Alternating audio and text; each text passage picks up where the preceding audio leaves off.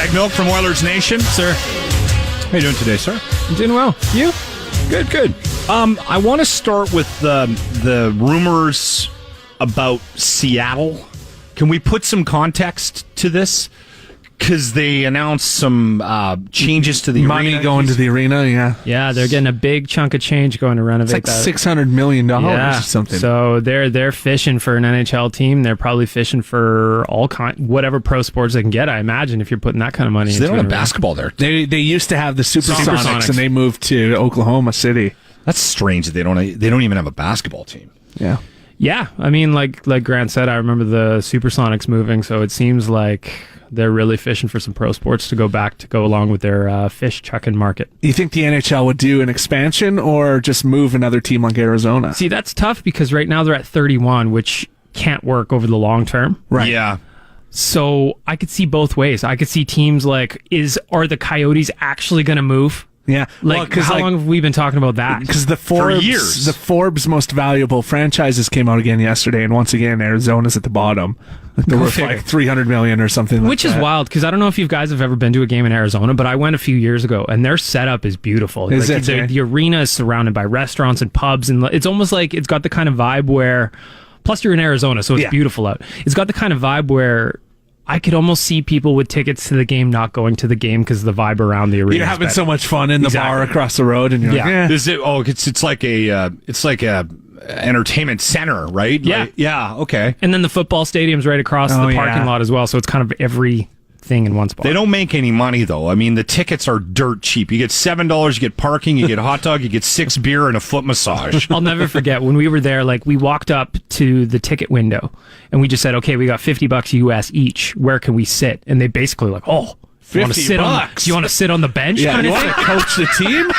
I'll never forget though. There was this big banner hanging in the arena from the upper deck that said, for $100, you got 4 tickets, 4 drinks, 4 popcorns, 4 hot dogs.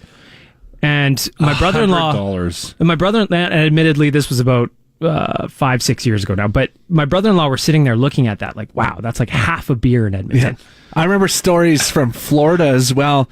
Where you fill up with gas and they'd give you a ticket and like a box of donuts. Yeah. Yeah, there was gas stations where I had promos like fill up your tank and get a ticket to the Panthers. That's like game. when you used to get one of those old dial-up internet CDs back in the day at gas stations. Yep. We should touch on Brandon Davidson because he might end up in the lineup tonight with Larson being sick. Now, this isn't a huge name, but when he did lace him up for the Oilers, he was sort of touted as a top 4 guy for the defense, right? Yeah, so 2 years ago, Brandon Davidson had a really great season. And then last year, he kind of took a step back, but that's kind of what it's almost to be expected with a young player that their development doesn't go on a straight line. Do you know what I mean? Yeah. So they moved him for Desharnais, whatever. They went on the playoff run. Davey's back now.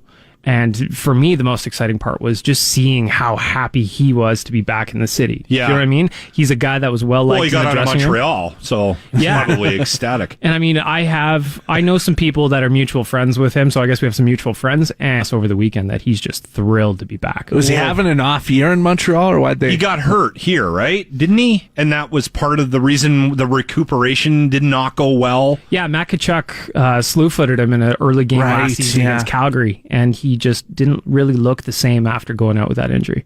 Okay, so the Habs put him up on waivers, and the Oilers grabbed him again. And it might have been good timing just based on what's happening with the flu bug and everything. McDavid, he's going to be playing tonight, obviously, because he was skating yesterday, so we got our fingers crossed for that. I'm going to wrap him in a bubble or something. Do you know what I mean? Like, he's gotten sick twice now in the last 2 weeks. Like, he needs to be the bubble boy. Okay, one more thing. We'll get you to sign off by contributing to our topic. Of course. And I didn't warn you about this because I want your natural reaction to this, okay? The conversation started based on the fact that Ed Sheeran is going to be on Eminem's new album, Rival, when it comes out, which is a weird sort of collaboration musically. Ed Sheeran and Eminem, right? You'd admit that that's kind of strange? I could see it, though. I mean, he's done stuff with, like, Rihanna and things before, so I bet, you know what, I'm guessing this is what's going to happen. Actually, I know what's going to happen. Eminem's going to do his verses. Ed Sheeran's going to come in with that smooth, that smooth hook. All the ladies are going to love it.